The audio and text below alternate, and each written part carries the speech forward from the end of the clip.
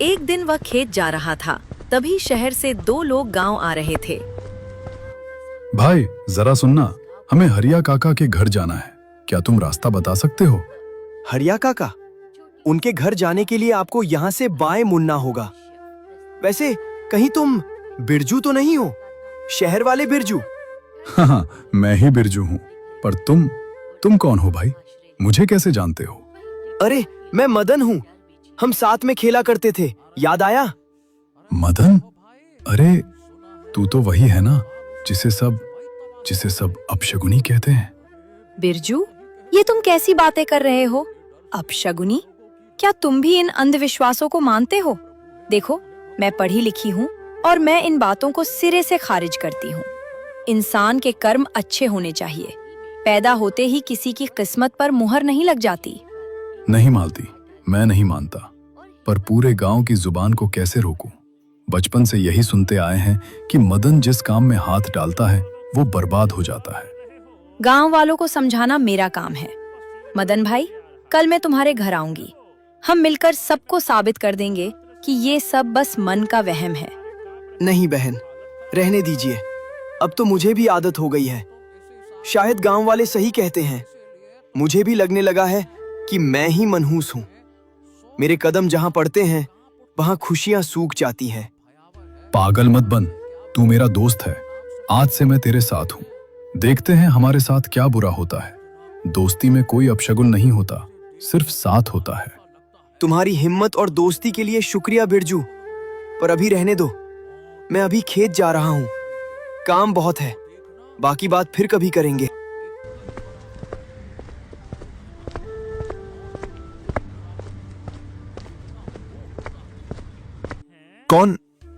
कौन आया है? बिरजू, क्या रास्ता भूल गया था बेटा? पूरे 20 साल लगा दिए घर की दहलीज तक पहुंचने में।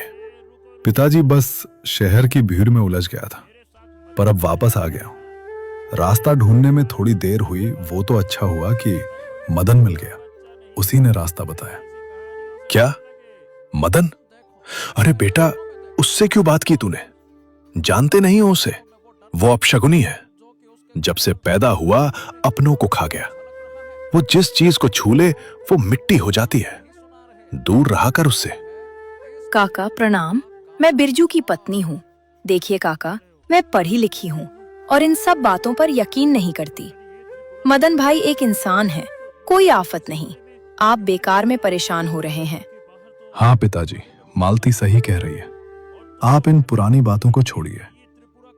ठीक है बेटा, तुम लोग शहर से आए हो, मेरी बात पुरानी लगेगी, अब नहीं बोलूंगा। पर ये तो बता, अब कितने दिन रुकने का इरादा है? पिताजी, शहर में नौकरी छूट गई, अब कहीं और जाने का मन नहीं है। अब यहीं रहूंगा आपके पास। ये तो बहुत अच्छा हुआ। देख बेटा, मेरा वो पुराना ढाबा सालों से बंद पड़ा है, खंडहर हो रहा है। क्यों ना तो उसे फिर से चालू कर ले। तेरी रोजी रोटी भी चल जाएगी और मेरा नाम भी। ये तो बहुत बढ़िया विचार है, पर पिताजी, ढाबा चलाने के लिए कोई ऐसा बंदा चाहिए जो लाजवाब खाना बनाता हो। क्या गांव में ऐसा कोई है? बेटा, सच कहूं तो एक इंसान है, मदन। उसके घर के सामने से जब भी निकलो ऐसी खुशबू आती है कि भूख बढ़ जाए। सुना है शहर के बड़े ढाबों जैसा चिकन बनाता है वो। पर मुश्किल ये है कि वो किसी के यहां काम नहीं करेगा और ना ही कोई डर के मारे उसे काम पर रखेगा। वो कैसे मानेंगे? वो मुझ पर छोड़ दीजिए पिताजी, मैं कल उससे बात करूंगा। मदन मेरा दोस्त है और मुझे उसकी काबिलियत पर पूरा भरोसा है। देखना काका, मदन भाई का हाथ इस ढाबे की किस्मत बदल देगा। चलिए अब आराम करते हैं। सफर की थकान से बदन टूट रहा है, बाकी बातें कल सुबह करेंगे। देख रहे हो ना बाबूजी, आज भी लोग मुझे देखकर रास्ता बदल लेते हैं। सब सही कहते हैं, मैं ही मनहूस हूं जो पैदा होते ही आप सबको खा गया। मैं जहां जाता हूं बस अंधेरा ही फैलता है। पर पता है मां, आज बिरजू मिला था। उसने मुझे दुत्कारा नहीं, बल्कि सबके सामने सीना ठोक कर कहा कि तू मेरा दोस्त है। पहली बार इस अपशगुनी को किसी ने अपना माना है। डर लगता है कि मेरी काली नजर उसे ना लग जाए। पर आज पहली बार इस अकेलेपन में दिल थोड़ा खुश है। वो इतनी बात कर सो जाता है। और फिर अगली सुबह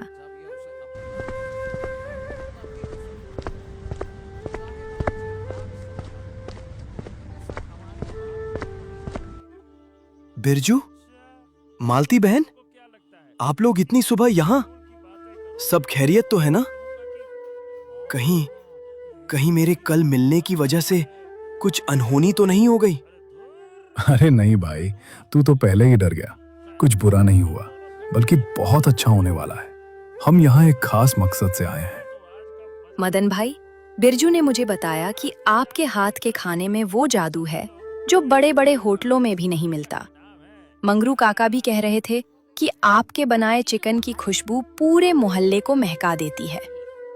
वो तो बस भूख मिटाने के लिए थोड़ा बहुत बना लेता हूँ बहन। पर आप ये सब क्यों पूछ रही हैं? देख मदन, पिताजी का वो पुराना ढाबा याद है जो सालों से बंद पड़ा है? मैं उसे फिर से शुरू करना चाहता हूँ, पर मुझे एक ऐसा साथी चाहिए जिसके हाथ के स्वाद का पूरा गांव दीवाना हो जाए। मैं चाहता हूँ कि तू मेरे ढाबे पर अपना वो मशहूर देशी बटर चिकन बनाए। हम साथ मिलकर काम करेंगे। नहीं बिरजू, नहीं, ये मत कहना। तुम जानते हो ना लोग मुझे क्या कहते हैं। मैं जिस काम में हाथ लगाता हूँ वो बर्बाद हो जाता है। अगर मैंने तुम्हारे ढाबे के चूल्हे को छुआ तो शायद वो आग बुझ जाएगी। मैं नहीं चाहता कि मेरी मनहूसियत तुम्हारी नई शुरुआत को राख कर दे। मदन भाई, ये मनहूसियत और अपशगुन सिर्फ लोगों के दिमाग का कचरा है। क्या किसी का हुनर भी अपशगुनी हो सकता है? आपका स्वाद तो ईश्वर की देन है। आप उसे लोगों से क्यों छुपा रहे हैं? बहन, आपने मेरी जिंदगी नहीं देखी। मेरे कदम पड़ते ही साए गहरे हो जाते हैं। बिरजू, तू मेरा दोस्त है, इसलिए कह रहा हूं, मुझसे दूर रह। अगर ढाबा नहीं चला या कोई बीमार पड़ गया तो गांव वाले मुझे तो मारेंगे ही, तुम्हें भी नहीं छोड़ेंगे। मुझे अपनी गरीबी और इस अकेलेपन में रहने दे। तो तू क्या चाहता है? पूरी जिंदगी इसी डर में बिता दे? लोग तो वैसे भी तुझे ताने मारते हैं, तो एक बार कोशिश करके क्यों ना उन्हें चुप करा दिया जाए? मदन, मुझे तुझ पर यकीन है। क्या तुझे अपनी दोस्ती पर यकीन नहीं? मदन भाई, सोचिए, अगर ये ढाबा चल निकला तो ये सिर्फ बिरजू की जीत नहीं होगी, ये आपकी जीत होगी।